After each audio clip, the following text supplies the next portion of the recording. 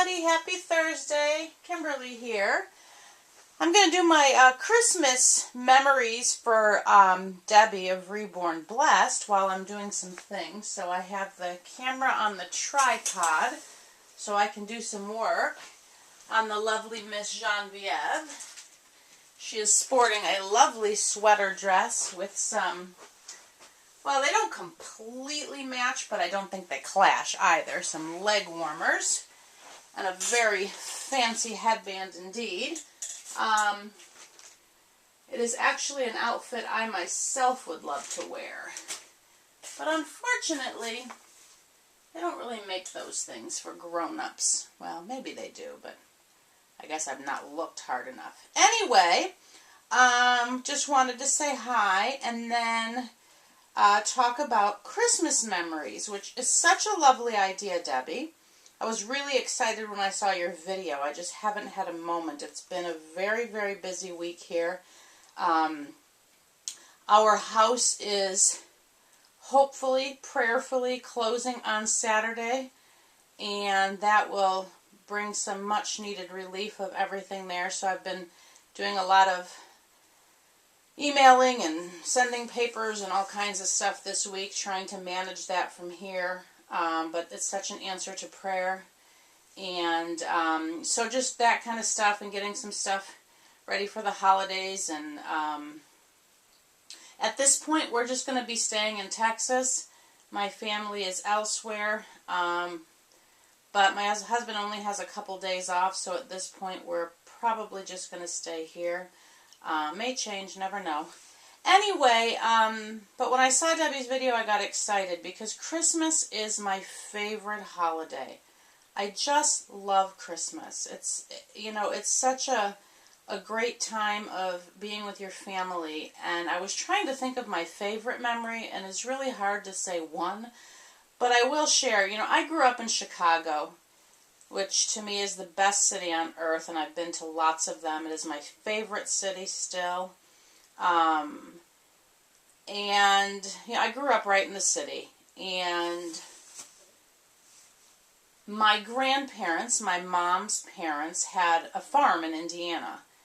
And so I had the best of both worlds because I was exposed to everything in the city, museums, theater, taking the L and the CTA young, and, you know, just kind of had a great life in the city.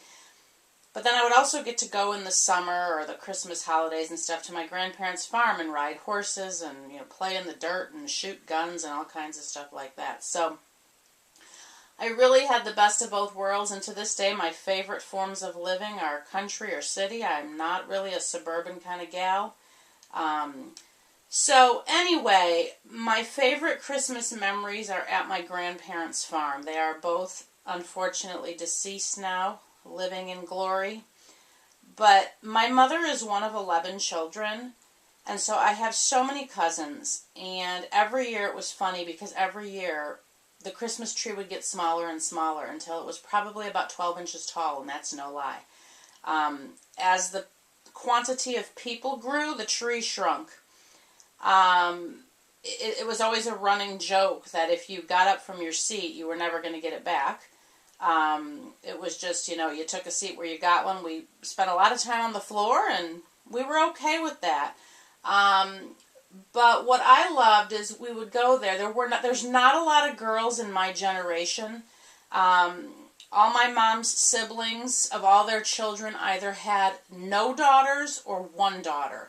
And my one aunt had 8 children, only one of which was a girl. And so there was just a lot of boy cousins. So lots of roughhousing and, you know, rumble-tumble kind of stuff. But at Christmas time, we would come to my grandparents, and we would usually go a few days early. So I got to bake cookies with my grandmother, which I cherish to this day.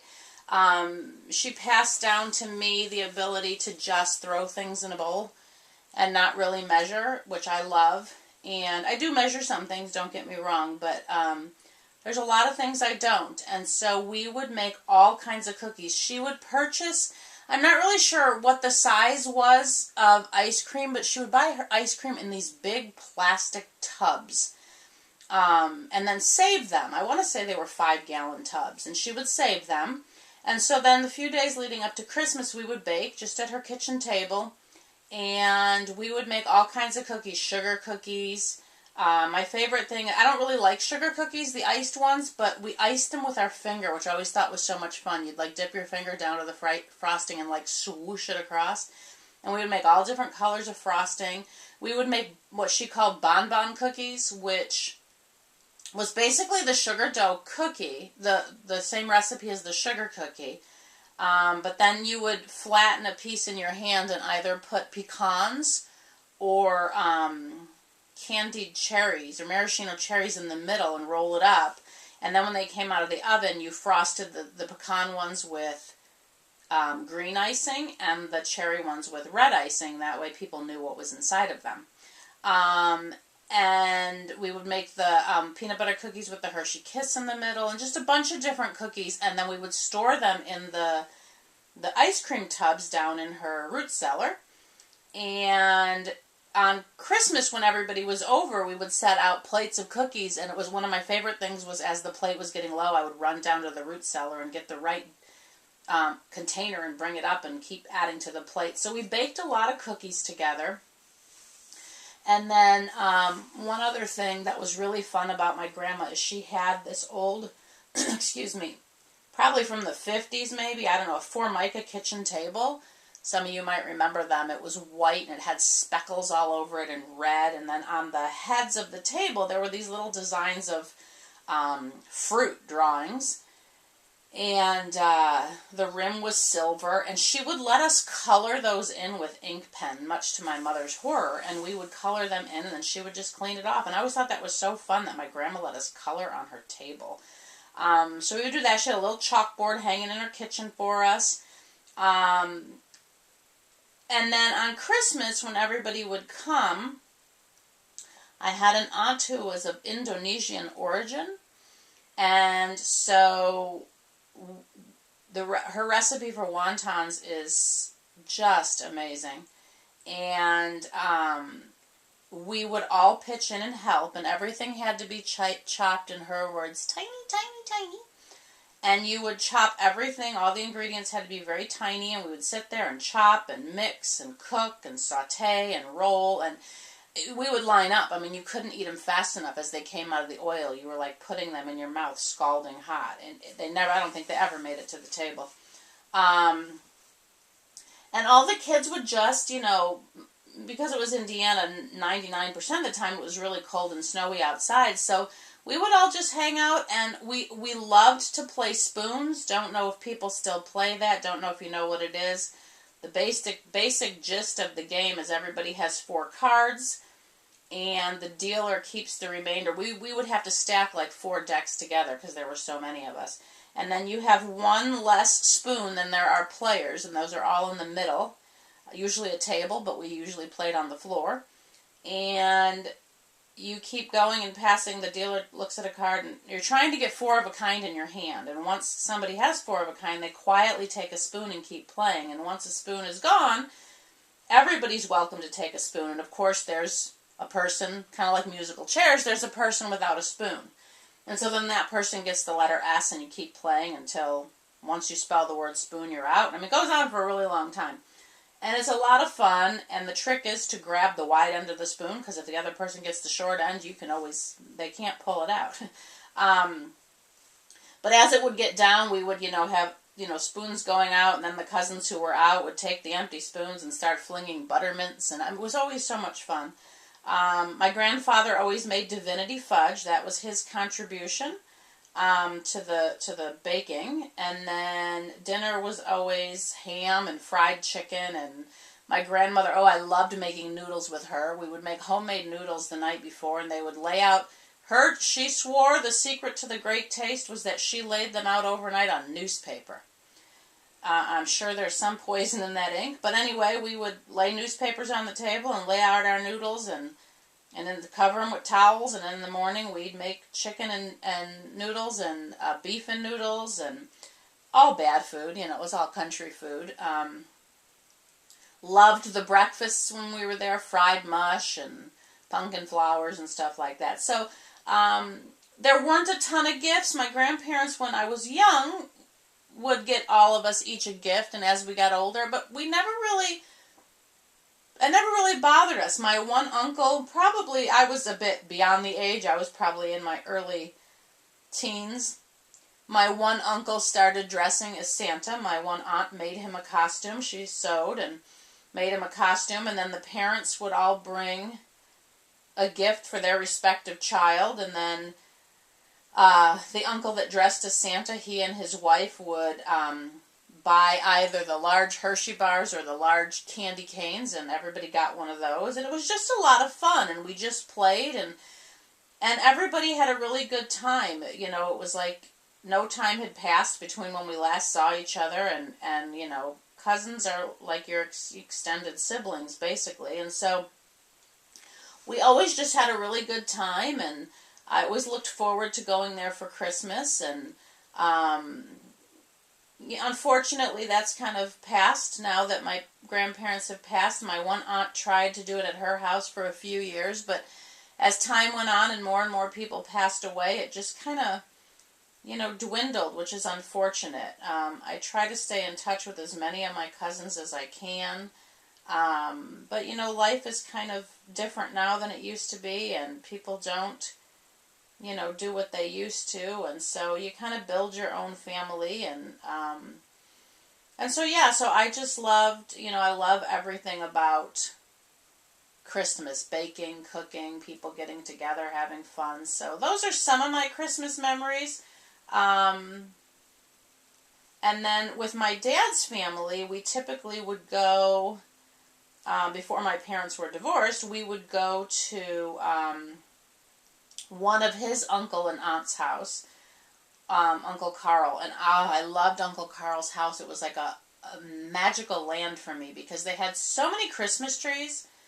They had like a Christmas tree on the landing of the staircase and the one in the living room and in the back. I mean, there were trees everywhere, but they had, and my dad's family was much more formal. Children were not allowed to sit at the same table as the adults. It was very formally laid, and but in the room where the children ate, they had a doll's house, which I loved. And I thought it was so cool because she put fake snow on the roof and a little Christmas tree in the doll's house. And being a girl who's always loved dolls, that just fascinated me. And they had a player piano that I used to love to play the entertainer on.